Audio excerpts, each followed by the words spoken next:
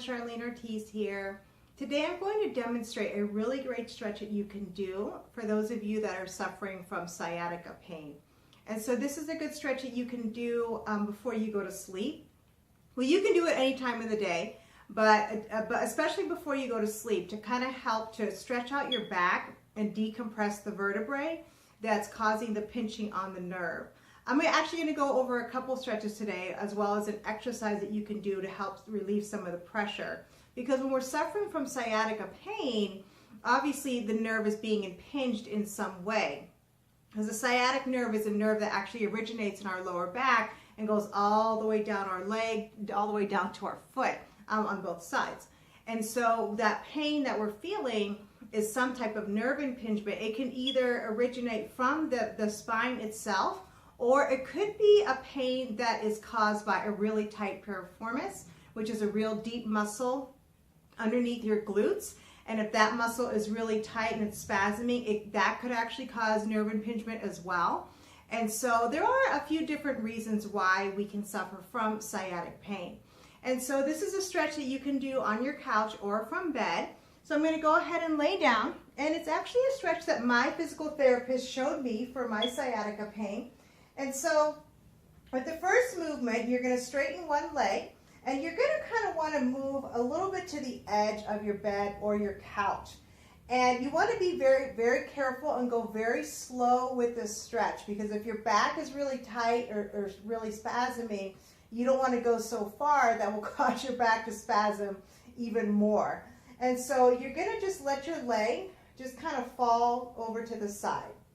And you want to make sure that you don't actually fall off of the bed. Or if you're doing it on a couch, you can probably hold on to the top of your couch. Or if you have a roommate or your partner, what have you, can maybe hold on to you while you're letting your body fall to the side. If you feel like you're going to actually fall off, that's okay. You can, just kind of scoot yourself in a little bit closer, a little bit more onto the bed. But either way, just letting the leg fall off of the bed is going to help to really open up that spine, that vertebrae, as well as kind of get your erector spinae to stop spasming as well, because that could be another reason that you're feeling a lot of back pain and discomfort. And often when we're feeling back pain, we can tell ourselves that we have a weak back, when actually it's really the muscles surrounding the back that are weak and need to be developed. And I'll talk about that in a second. So like every other stretch that I've done, you want to make sure that you're holding this for at least 30 seconds. That is the bare minimum. 60 seconds is ideal, 90 seconds is even better. But you do want to hold it, for a little while, so the muscles can have some time to get the message to stretch and give it some time to release. And so once you've done that side, what you'll have to do is either roll over to the other side of the bed, or on the side that you're on, you can just turn over, and then from here, you can just do the stretch on the other side. And if you have a lot of tightness in your neck, and your neck happens to just kind of go back like this, then you want to put a pillow underneath your neck in order to neutralize the cervical area of your spine. And that'll keep you from putting your head back too far. And so, again, you'll hold this for at least 30 seconds, and you want to make sure that you breathe, taking nice deep breaths, as deep as possible when you're doing the stretch. And the breathing will help you to stay relaxed as well. Because often when we're stretching, we can forget to breathe and kind of hold our breath, and that causes our body to tense up, which kind of, counteracts the stretch. So you want to make sure that you're always taking nice deep breaths. Okay, so that is just a really good stretch again for the erector spinae. You'll also feel the hips stretch out a little bit, and it'll again be a great way just to help relieve sciatica pain that could be caused from muscle spasming and wherever the nerve is being impinged. Which often we don't really know for sure unless we get an MRI, or if the pain is that bad, that'll really show what's going on. Okay, I'm going to show you two different versions of this stretch, and I've done this one before in other videos. So with this stretch, you're just going to put your foot on top of your knee, reach into that space right there, and you're just going to pull this leg in, and you'll feel this stretch in your piriformis muscle.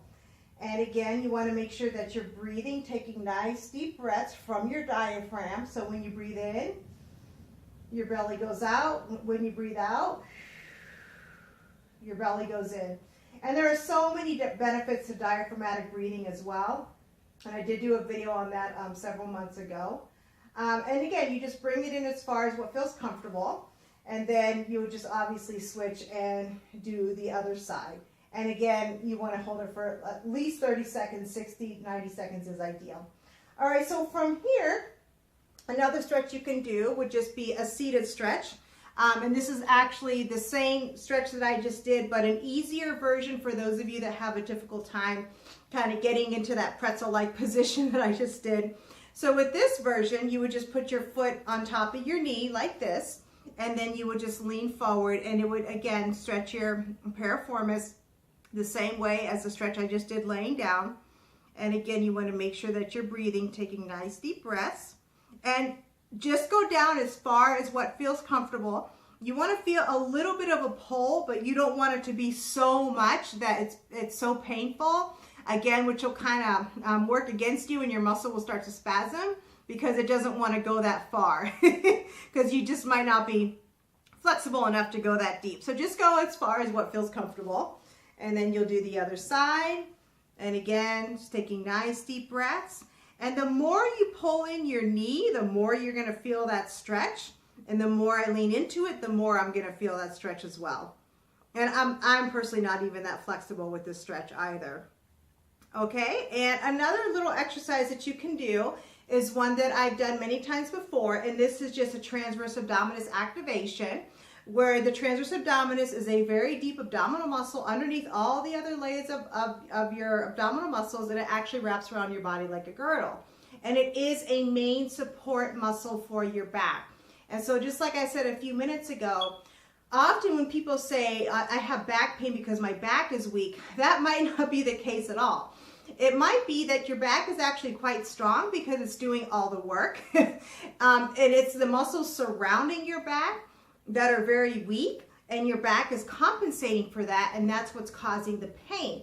So the transverse abdominis is a muscle that is meant to anchor the back and give it support, and to also help you, sit in a neutral spine, proper posture position. Your glutes as well, your hip flexors could be tight. I'm not going to get into too much detail about that in this video today. But again, just if you have, pain or tightness in your low back, it may not be that your back is weak, but you're using your back for everything, and you have to learn to activate, loosen up, and strengthen other muscles that are causing that weakness and that imbalance. So with this one, we're just going to do transverse abdominis activation. I'm going to get into my neutral where my shoulders are going to be back and down. I'm just going to sit up nice and tall. And even sitting up tall will help to decompress my vertebrae in the spine. And you're going to pull your belly button in toward your spine.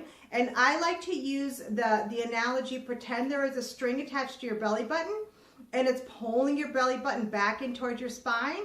And you'll just hold that contraction for a 5-second or even a 10-second count. And then you'll release. And then again, you'll pull it in for a 1 1,000, 2 1,000, 3 1,000, and that will be your count. And again, you can start with 5 seconds and go on to 10 seconds. And you can do, you can start with 5 repetitions of 5 to 10 second counts. And then, go on to 8 repetitions and then 10 repetitions and so on as you get stronger. Another final stretch that you can do, again, this one's going to be laying down, is just going to be pulling your knees into your chest. And again, that will just kind of help to open up the vertebrae in the lower part of your back. And if you can, I'll sometimes hug my legs to pull it in as far as I can. But if again, you can't go that far, don't worry about it. You can just, hold it out here, whatever feels comfortable for you. And just pull as far as you can and try to hold that for a good 60 seconds. And so those are some really great stretches and a little exercise that you can do when you are experiencing sciatica pain. You want to try to do these stretches several times throughout the day as much as you can. I always recommend, if you do stretch, before you stretch, that your body is a little bit warmed up. and you'll just get a better stretch out of your movement. You'll get a better range of motion.